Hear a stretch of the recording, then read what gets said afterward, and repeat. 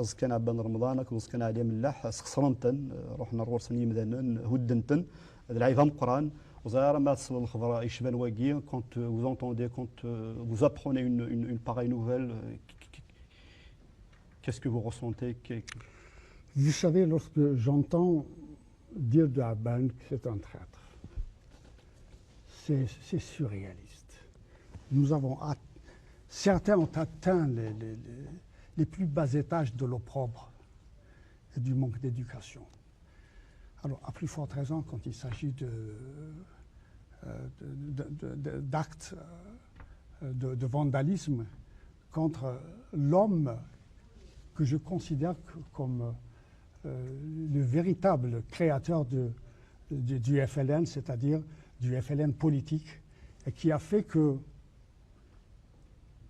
la faiblesse du 1er novembre du point de vue politique, le 1er novembre a été un déclenchement de la lutte armée. Ça a été, disons, un réveil, un choc psychologique, mais du point de vue militaire, c'était un échec.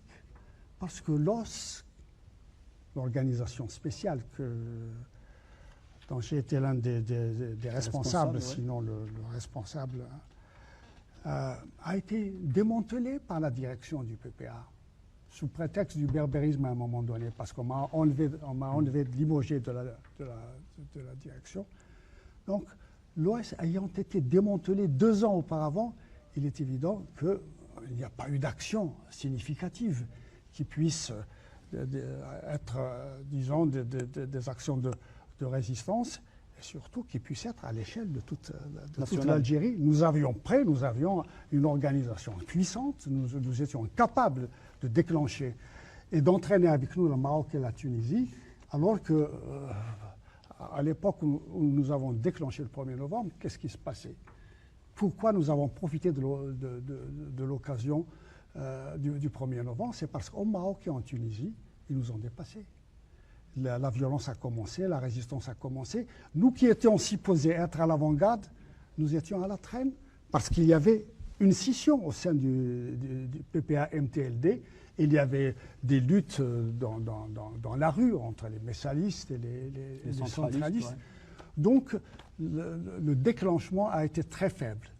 Et effectivement, les autorités coloniales ont compris que avec un dispositif pareil, ça ne peut pas aller loin.